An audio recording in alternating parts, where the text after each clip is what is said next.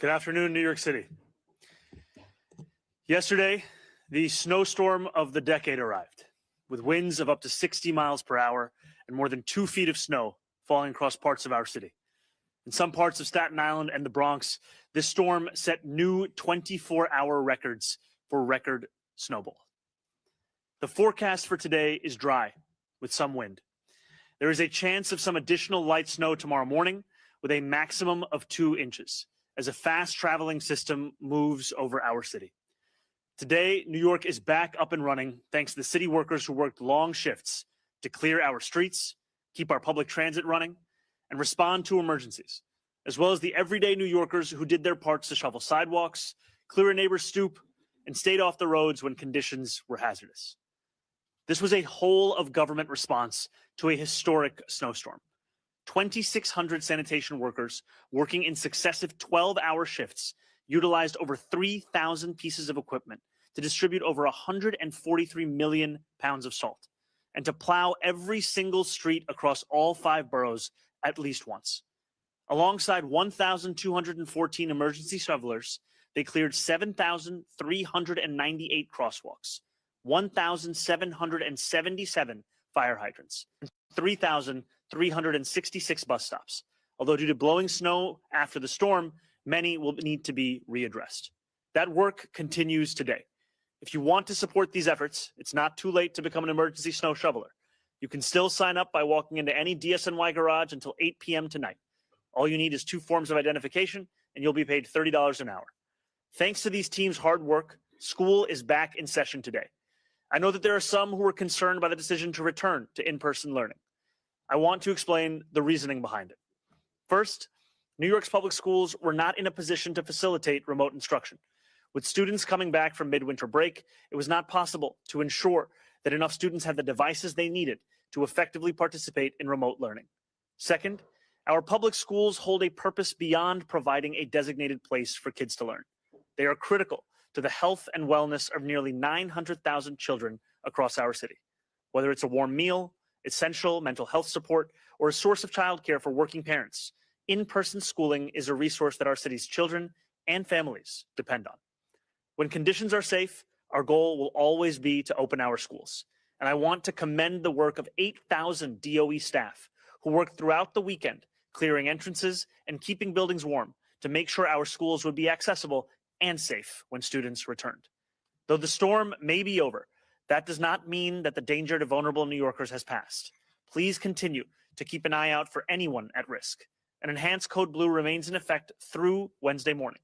Shelters will continue to operate with an open door policy. No one will be turned away. Outreach workers will continue canvassing across all 5 boroughs to bring homeless New Yorkers inside. Since Saturday, they've made more than 250 placements in shelters and other settings. If you see someone in need of shelter or warmth, please call 311 immediately so outreach workers can assist. In a Code Blue, these 311 calls are rerouted to 911. You can also call 311 directly from our Link NYC kiosks or use them to find the locations of warming centers across the city. I also want to express my gratitude to the leaders standing alongside me today, the dedicated professionals manning our emergency operations centers, and every agency staffer that has worked across government to serve New Yorkers. That includes our NYPD tow truck task force, who worked to free stuck vehicles and ensured that emergency vehicles could get to New Yorkers in need. In total, they towed 37 vehicles to safety during the storm, including 7 MTA buses and 21 ambulances. We have received over 1,800 reports of fallen trees, limbs down, and hanging limbs citywide. The Interagency Down Trees Task Force, coordinated by the Parks Department, has been hard at work responding to these reports. As we continue to respond to this blizzard, we are aware that narrow, hilly streets and tight corners on Staten Island were some of the areas hardest hit by the storm. Some parts of Staten Island saw nearly 28 inches of snowfall, the largest amount recorded anywhere in the city. That, combined with high winds, have created large snowdrifts across the island. DSNY has upped their Staten Island snow removal force by 500 personnel, a 210-person increase, added even more pieces of hired equipment, and will be working throughout the day and the evening to clear snow and make roads passable. Thanks to these efforts, 99.2% of roadways on Staten Island have received at least one pass from snow clearing equipment. While New York City is steadily coming back online, there remain some interruptions to service. There will be no collection of trash today. Collection will resume Wednesday evening on the 6 p.m. shift. We will be prioritizing trash and compost collection this week. I ask New Yorkers to be patient throughout this process. Collection trucks are the same size that they've always been, but in many areas, twice the amount of material will be out, so delays are possible. We expect collection will return to normal by Monday. We expect recycling collection to resume next Monday as well.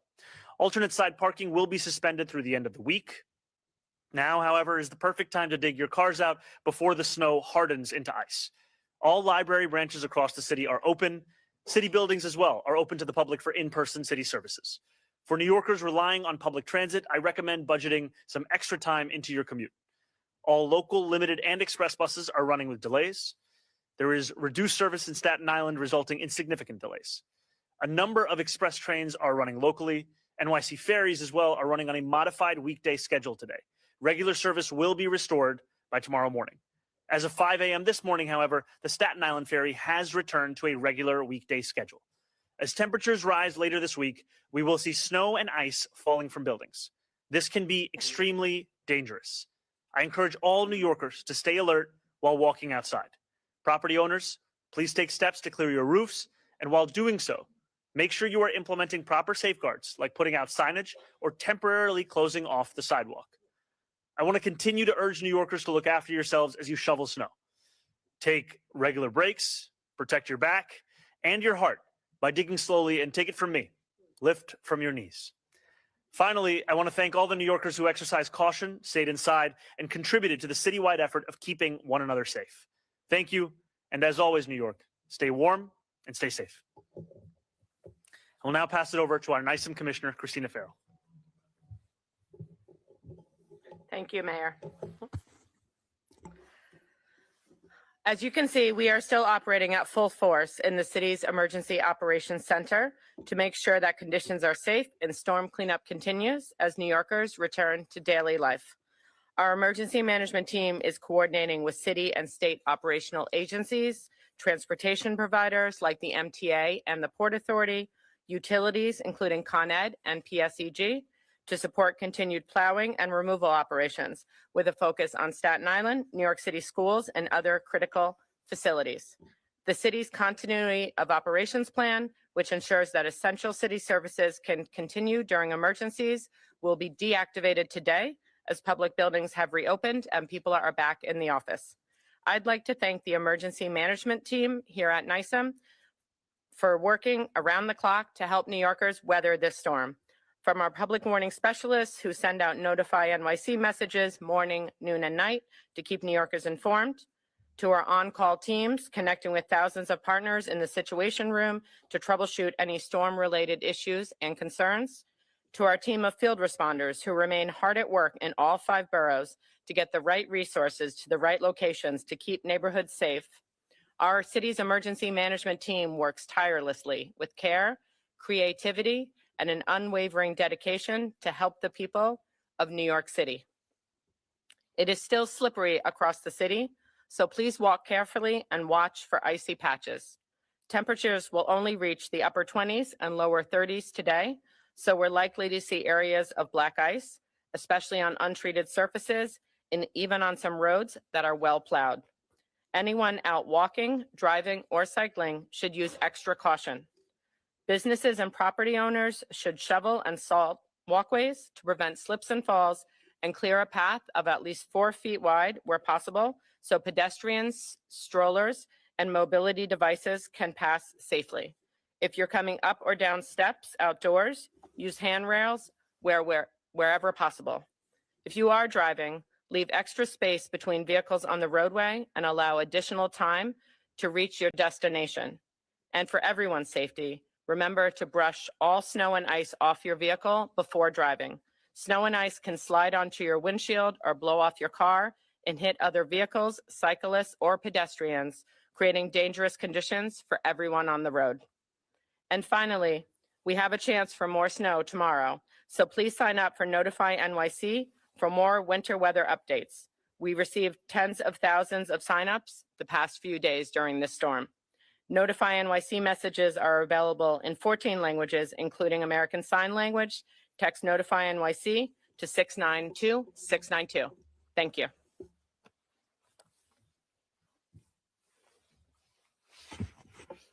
Good afternoon. The sun is shining following a historic storm. I have worked for the Department of Sanitation since 1999 through 7 of the 10 largest snowstorms on record. And they all come with their own challenges. But we face this weather event with years of preparation under our belts. We trained for this all year, and I am proud of the men and women of this department who have been working around the clock to clear snow and ice from our roads. Since the first flakes started to fall, we have spread 144 million pounds of salt across the city, and that number will increase as our sanitation workers continue to plow and salt our roads today, tonight, tomorrow, and as long as we need to. We continue to have 2,600 sanitation workers on 12-hour shifts, assisted by 1,500 snow shovelers and 428 pieces of equipment that we have hired from outside vendors. Regarding the emergency snow shovelers, we have tripled the size of this program in just the last week by increasing outreach, boosting the base pay to $30 an hour, and streamlining the application process. This is hard work, and we very much appreciate the men and women who have signed up to ensure that our city can operate safely this week. If you are interested, you can find out more information at nyc.gov/snow. This storm saw a very high level of localized variation. Each of our Staten Island districts measured 30 inches of snow, while districts in other parts of the city measured nearly half of that. And we are allocating our resources accordingly. The narrow, hilly streets and tight corners of Staten Island were some of the areas hit hardest by the storm, and the high winds have created snow drifts across the island. To address these areas, we have added extra sanitation personnel above the borough's largest snow plan, as well as more than hundreds of additional pieces of hired equipment from outside vendors to get these areas clear and open. We addressed many of these areas throughout the night across Staten Island, and we are continuing this work today and into tonight. This is slow, difficult work, and some of these hilly and narrow streets will take hours to clear. It is a snow hauling operation that I've never seen in my 27-year career. That is why we are moving hundreds of additional pieces of equipment from all over the city into Staten Island this evening as well. New York Strongest are working on Staten Island and around the city all day today and tonight to continue to clear the snow, widen the lanes of travel, and address pedestrian infrastructure, as the mayor said. We are preparing to transition back to collection to operations as well. Soon we will also begin to deploy our snow melters in every borough. This will ensure that the mounds of snow that the storm has left are removed as soon as possible. At the same time, we remind property owners to do your part by shoveling the required 4-foot path on your sidewalk. We are issuing summonses for failure to clear snow and ice because we believe it is crucial that everyone who uses the sidewalks should be able to do so safely. Thank you and stay safe.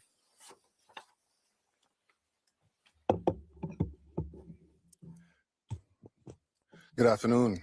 I'm glad to be back here with you again to share another update.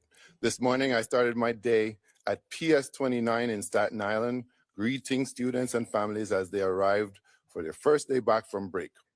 It was great to see so many smiling faces at school breakfast this morning. I am proud we were able to reopen our doors this morning when our schools are open, our kids are learning and growing. They're enjoying nutritious meals. They're interacting with their peers. Their parents, working New Yorkers, are able to go to their jobs knowing their children are safe and cared for. In preparation for today, we had more than 8,000 facility staff on the ground removing snow and ice, checking generators, restoring power, and making sure our buildings were safe and warm for our arrival this morning. They were reaching out to our pool of substitute teachers and paraprofessionals to ensure our classrooms are well staffed.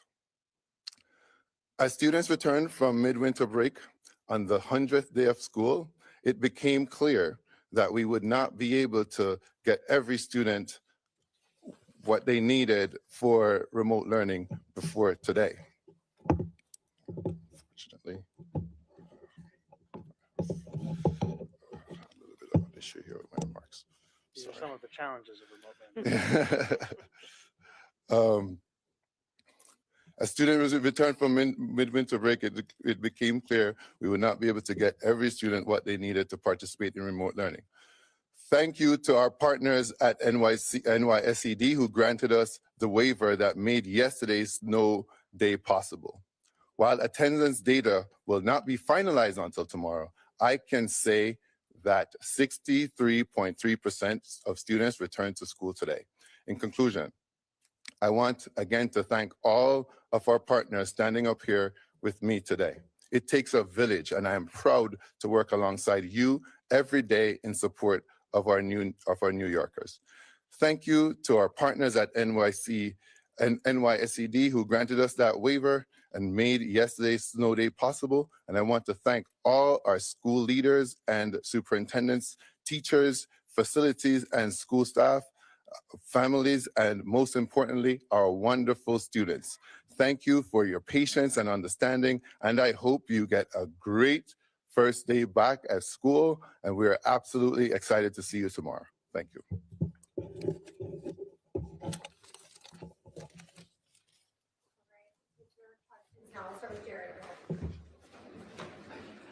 Hey, Mr. Mayor. Hey, how's it going? Good, how are you? Doing all right. Do you agree with Commissioner Tisch that what happened in Washington Square Park with the snowballs was criminal? And how can you take steps to prevent something like this doesn't happen again? So I've seen videos of kids throwing snowballs at members of the NYPD in Washington Square Park. And first, I want to say that officers have been on the front line of helping our city respond to this blizzard. They have been keeping New Yorkers safe, and they have also been at the heart of our efforts of digging New Yorkers' cars out of these kinds of conditions and ensuring that our ambulances, our MTA buses can keep functioning across this city. They and our entire city workforce deserve to be treated with respect. The only person in our city's workforce who deserves to be treated with a snowball is me. Do you know for sure they're kids or they're adults? And a second question is, what went wrong on Staten Island that you couldn't clear it out yesterday, even with the snow hitting it hard on the hilly and narrow streets? So with Staten Island, what we saw is snowfall of 28 to 30 inches across the borough. And as you said, there are certain conditions on the island that make for snow response to be quite a difficult task. That is why we were taking an accurate every hour estimation of what the response was, what we needed to supplement. And I'm very thankful, frankly, in our sanitation department, the hardworking men and women of the DSNY for their up-to-date changes and ensuring that we were sending enough personnel and equipment out there. I don't know if, Commissioner, if you want to add anything. Yeah, I just want to just stress that all the areas we're having challenges are narrow streets where there's very limited space for the snow to go. When we're plowing the street, we're plowing it to the right. So that snow has to go somewhere. If that snow has no room to go, it creates challenges. So as we went plowing yesterday morning, we were finding a lot of those challenges became more apparent. And that's when we immediately made adjustments to bring extra personnel and equipment to the island. And we continued that last night from out of boroughs and including private contractors, as well as tonight. We're going to bring everything we can in there. Question, you said that there were kids throwing snowballs. Do you know that for a fact, or is it possible these were adults? I can just tell you from the video I saw, it looked like kids at a snowball fight. Josie, go ahead. Hey, Mayor, how are you? I wondered, I know the Chancellor talked a little bit about the attendance. Were there bus delays, teacher no-shows? Can you give a little bit of a fuller picture if you can? Yeah. I have a second question. Go for it. Yeah. What do you think of the Working Families Party endorsing Antonio Reynoso after your team pushed for them to back their bill does? So I'll start with the second question, then I'll go to the first question. I am heartened by the fact that WFP chapter members voted for Claire Valdez. She is an incredible assembly member and someone that I'm so excited to be supporting. And I look forward to her being elected as the next congressperson to represent that district. And I think that she possesses within her a unique ability of bringing forward the exact things that have been missing from our politics for far too long, not just a fight for workers at the heart of our politics, but also an understanding of the importance of unions and what increased union density can mean in the fight against income inequality, especially as someone who rose through the ranks of UAW, which is also a union that she's been endorsed by. And can you remind me of your first question? I wanted to ask. Oh, about buses and teachers, yes. So right now, I would say on an average day, we have about 150,000 students who take the bus to school. As of now, we've only received about 78 students' complaints that they're not been able to access those buses. And of the 8,000 routes, about only 15 of them reported delays. And with teachers, we have a workforce of about 78,800 teachers. About 12,000 of those teachers called out today. We were able to have more than 5,000 substitute teachers fill in their places. Thanks. Liz, go ahead. Hi, Mr. Mayor. Hi, Liz. I want to ask you two questions. One about the snowball incident. So you had the NYPD commissioner call it criminal. You had the governor weigh in and condemn it. You had a former governor weigh in and also tweet about it, demanding that you make a statement. How much of this is an overreaction, do you think? That's my first question.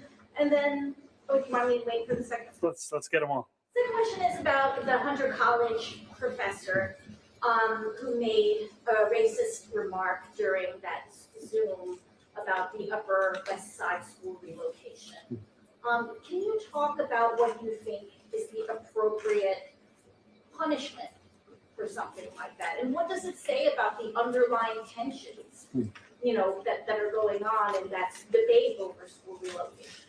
So I'll just first start with the second question, and then I'll also let the chancellor share a few words. I think just before I pass it over, there's a reprehensible comment.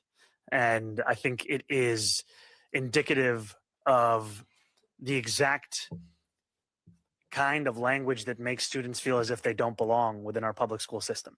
We are looking to build a public school system that is home for each and every person that calls this city home. And that's not what that language engenders. I'll just let the chancellor add a few words. I agree. It was abhorrent to listen to, and our students deserve so much better. And so we'll be working with the superintendent. As you know, I know that district quite intimately, and we'll be really leaning in and working with the school communities to make sure that we repair any harm that was done to our students and think through what our next step is regarding building the capacity of our teachers to deal with the underlying conditions that exist in our city when it comes to some of our concerns about schools. Can I ask as a follow-up to the mayor, do you think she should be fired? I think that's part of what the chancellor said in terms of investigating the next steps that should be taken. And on the snowball incident, are people overreacting, you think? I'll leave it to others to share their opinions, but I've shared mine. Mr. Mayor, I want to follow up on the snowball incident. The head of the PBA says that the people who were involved in attacking the police officers should be charged criminally with assault on a police officer. I wonder if you agree with that, if those people can be identified. I don't. From the videos that I've seen, it looks like a snowball fight. Mr. Mayor, in terms of the Code Blue, how long do you plan to continue that, and also continue the extra numbers of outreach workers? So at this time, our enhanced Code Blue is set to continue through tomorrow morning. Obviously, we will keep New Yorkers up to date if that's going to be extended. However, I do want to just take an opportunity, as you've alluded to, the outreach workers have been at the heart of our efforts. And I want to say thank you to them, because what they've been doing is, no matter the conditions, they've been out there and reaching out to homeless New Yorkers, being able to make more than 250 placements. And their engagements with homeless New Yorkers have also helped to inform all of the steps we're taking to expedite our medium and long-term policies. I'll give you one example. In the response to the prior winter storm, we opened up additional shelters ahead of schedule. As we were learning of the scale of the need, we've been looking to expedite that across the board. So one of those shelters we opened up in Upper Manhattan in the response to the last storm, we now just added an additional 100 beds to that shelter. The reason that's important is we need to be able to reach out to homeless New Yorkers and present them with a wide variety of options. There are some homeless New Yorkers for whom they want to go to an H&H mobile van There are others for whom they want to go to a warming bus or a warming center in a DOE school or an H&H site that's been repurposed as a warming site. And there are others for whom it's a shelter setting. We want to make sure we have every single option available so we can get New Yorkers off the streets. And as of now, I'm thankful to report that there are no reported deaths outside or in public areas as a result of this blizzard. Thank you, Jason, go ahead. Mr. Mayor, Hey, how's it going? you have trees falling? Yes. So the massive three-story tree that's fallen in Crown Heights, Brooklyn, is crossing the street, blocking traffic, and it's cradled by a second tree dangling over cars and pedestrians. The tree fell yesterday. My question is there a website or something that residents can go to see an ETA for removal? And my follow-up is, does the city have a system in place to evaluate older large trees to see if it's a danger, if they're storm-worthy, et cetera, especially with climate change and everything else? So I think, do you have the cross streets of the tree that you're referring to? That's just Park Place and Bedford and Franklin and Crown Heights. Okay, I appreciate that. We'll follow up on that immediately. I think the first thing that I would say is for any New Yorker who sees a downed tree, of which we've seen many of them in the response to a historic blizzard, to call 311 to make sure that we have the information regarding that. That's how we've built this database of the many downed trees we've seen across the city. I'm going to pass it over to my deputy mayor for operations, Julia Kirsten, just add a few words. Right. Thank you. We have the down tree task force that has been functioning for the last few days and is working now. We will absolutely go look into that situation and figure out how we can expedite the removal of that tree. And you should let, I don't know if Parks Department Commissioner wants to speak at all. Do you want to tell us a little bit? So just to confirm what the deputy mayor has said, we have a down trees task force. We're very proud to convene that with emergency management, NYPD, FDNY, and to date, I believe we have 46 known locations where we have trees that are blocking streets. We are working very hard to address all of those locations, and we'll certainly take back that specific one to make sure that that's on our list. In total, as the mayor said, we have 1,800 requests for service that have come in to date. Every single one of those are being inspected right now, and then we are prioritizing first block streets, then any trees that are on top of private homes, and then we'll continue to take down all of the requests as they come in. All right, got time for just one more. Moses, go ahead. Hi, Mayor. Thank you. I was to ask about the snowball incident. Were any NYPD officers facing any injuries? And then secondly, do you have any hopes for the upcoming rental ripoff hearings? Yeah, I'll start with the second question, then go to the first. Our hope in these rental ripoff hearings, one of which will be held in each borough, is to hear from New Yorkers as to the struggles they faced as tenants and dealing with the private market, especially with the kinds of junk fees that many of them have reported to the city and the ways in which those experiences should inform city policy. That is a key part of these hearings. It's not simply an outlet for New Yorkers to share their own experiences. It's an opportunity for them to inform what city policy will look like going forward, because accountability is a critical part of ensuring that each and every New Yorker has a safe and habitable home. And I think that for far too long, New Yorkers have not seen that, both in the policy that has been created and also in the actions that city government has then taken. On the snowball incident, did the NYPD officers face any injuries? I think that there were 2 officers who were facing lacerations on their face. Call for prosecution of those who pelted them? Look, I've seen the videos of this snowball fight. I think that it was a snowball fight. Thank you all so much. What do you think about Amber?